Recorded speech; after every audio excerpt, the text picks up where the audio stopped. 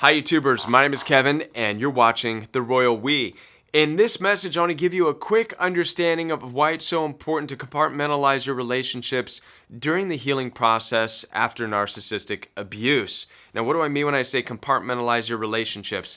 I mean understand who you can talk to about the pain and the suffering and the anger and the tears that you have as a result of healing, and who can you not? Right? This is an important topic, and this is an important thing to understand. I've learned the hard way coming out of narcissistic abuse that you don't want to just go spilling all this drama to everybody, because a couple things are going to happen. One, either it's going to appear that people are turning their back on you and supporting narcissists, which is really going to throw you off and frustrate you and cause more damage for you. Or two, you're just going to push people away and you're going to find yourself more isolated and more alone. Right? How many of you are experiencing this right now simply by trying to share your side of the story? Right? I've been there. And this is why I understand now what needs to take place during your healing journey, and I'm going to share it with you. And it's just called compartmentalizing your relationships, and it's having a healthy understanding of what compartmentalizing your relationships actually means. So many of you have close friends, you have some family members, and the problem is that you've tried to take the drama that you've experienced in narcissistic abuse to these people, maybe cousins, maybe friends, maybe certain coworkers. And in the beginning, when you first started talking about the issues, maybe you were shown some compassion, but typically you're also given very bad advice from these people. This goes into the fact that they are not qualified to help you because they do not understand the narcissistic abuse that you're going through.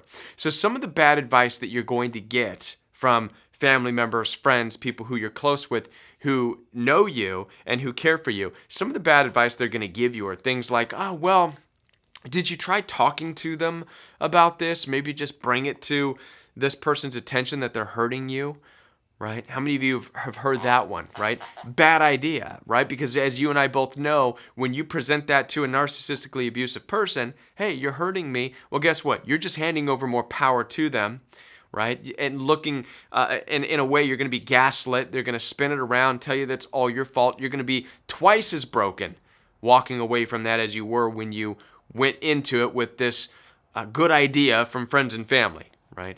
So, but understand this. They're not doing it purposefully because they don't care about you.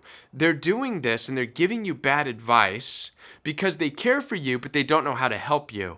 All they're seeing is a person in front of them who is broken, who is hurting, and they miss the you that they've always known. And so they're going to say whatever they can possibly say just to make you feel better in the moment. Now, maybe some of them might even say something to you like this. Oh, maybe you're just taking it out of proportion. Maybe they were just joking with you, or maybe they're just jealous of you. Maybe it's just envy. Just, let it go. It'll be okay. How many of you have heard that from your friends and from your family? Right? Very difficult to hear these things. You want to shake them and slap them around and say, listen, you don't get it. This is no joke. I'm being bullied. I'm being abused. And I don't take it as them joking. And I do take it very seriously. And again, you're talking to family and friends who are not qualified to understand this level and this depth of your healing. And again, they're just trying to get you to calm down. Why? Because all they know is that the you that they're used to being with is changing in front of them. And they're not understanding. They don't know narcissistic abuse very well. They're not equipped to help you out. So what we want to do when we compartmentalize relationships is we want to separate these people from this issue of your healing. We want to push these good people aside for the time being. And what we want to do is look for people who are qualified to help you out during this healing journey. And now I'm not making this message so that I can make an advertisement for the fact that I am a coach, a healthy relationship coach and toxic relationship coach, and you can have a one-on-one session with me by visiting www.jointheroyalwe.com, okay, and schedule a phone call or a FaceTime or a text consultation, whatever the case may be. But there's plenty of opportunities and plenty of people out there doing this as well. There's other YouTubers who offer a lot of great services for you as well. There's counselors who offer great services for you as well. And this part of your journey is what I would encourage you to utilize, if you never have before, if you've never utilized a counselor, if you've never called in and talked to a coach about this, take advantage of it and do it and allow that person to be the dump. I'm here, and so are a lot of the other people on YouTube, and so are counselors. We're here because we are ready and willing to be that dump that takes all the toxicity from you as you pour it out and helps you dissect it and navigate through it, which is a grueling task. It's not that simple. It really isn't. I know we probably make it sound and look simple, and it probably come back at you with a lot of common sense and this and that, but it is grueling, and we are taking on a lot when we do this. But we do it because there's a passion and there's a heart to see you healed, right? And now we're not going to be good time buddies. We're not going to hang out. We're not going to drink and we might tell some jokes amongst the conversation, but typically it's just there to unpack the trauma. That's what it's for.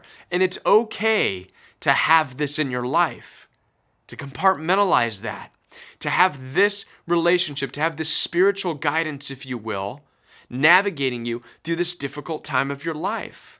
This is a very transformational time for you coming out of narcissistic abuse. It's not just about understanding the toxic abuse that you've dealt with. This is you coming out of a cocoon that you've been in your entire life, and you're like a butterfly working your way out into freedom. It's very uncomfortable. As you come out of narcissistic abuse, your view of the entire world is going to change. You're having a shift. You will no longer look at relationships the same ever again. You will no longer look at people the same way ever again. You will no longer look at the reality of the world ever again. A lot of the false narratives that you've been given all of your life have been broken down, right? And as a result, you're regrowing and you're needing to be taught a lot of new things. It's a process. It's a journey. They call it a healing journey for a reason. For some people, it takes a year. For some people, it takes 5 years. It's a very uncomfortable transformation. Okay? So it's okay to have guidance in this area of your journey. It's okay to utilize counseling. It's okay to utilize coaches who have been there. What's the difference between a counselor and a coach? A counselor has the degrees and the understanding of psychology, and they're trained to be able to listen and help you unpack certain things. Now, as a coach, I don't have the psychology education. I don't have that. But what I have is the experience of my own personal journey, in addition to the people who I've helped unpack their journey as well, right? And so what this is worth for you is it's important for you to just find the right coach that you resonate with, whoever that is, or a counselor, and unpack this stuff. But to keep that separate from your family and your friends, the people who need the you that's always fun and always loving. Okay?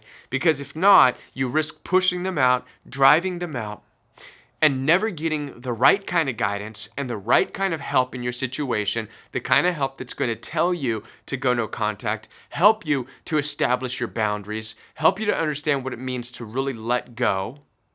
Not only that, but help you to know how to talk with your friends and family and to let them know that you're no longer engaging with a particular narcissistic abusive person, right? So this is important for you to understand. As I said, this was going to be a quick message, and it's not to create an advertisement. This is just very sincere. It's very from my own personal experience. I came out of narcissistic abuse trying to spill my toxicity as a result of the abuse everywhere. I ruined a lot of relationships that way. I did. I pushed them out. I drove them out because I didn't understand narcissistic abuse, let alone I didn't. And the counselors I went through at the time didn't understand how to help me either. Right? This was over 6 years ago now. And I wasn't getting the right help. This is what caused the royal we to be born, in a way, was the lack of help that I found. I found the help just like you through watching videos and then educating myself and then really digging deep within myself to start to unpack a lot of the issues. And I also spent time with counselors once I knew what was going on. But at first, counselors even were telling me, well, you should go. It was Christian-based counselors. Just show them love. That was the advice. You may be the only love that they see. type of stuff, you know. And I just wanted to say, are you kidding me? They hate my love. I cannot just keep showing them my love, right? So bad advice. This is why you want to compartmentalize your relationships and search out the right resonating type of help that you can get, whether it's counseling or a coach. All right. With that, I want to remind you again, I am available for one-on-one consultations. Visit www.jointheroyalwe.com, where you can schedule your one-on-one appointment with me over the phone, or we can do FaceTime consultations for those of you who are Apple users, or text consultations. In addition to that, join every Monday night, Royal We Live Chat, 9 o'clock p.m. Central Standard Time, for live questions and answers. In addition to that, you can call in for free so long as you know that it's live. And then every Saturday morning is Royal We Fellowship. This is an opportunity for the community to come together where we can have an opportunity to look at the Bible and the ancient literature from the perspective of understanding that the world is toxic and very narcissistic. It's unlike any Bible study you've been a part of. I promise you that. And with that, I'll be back with more videos right here on the Royal We.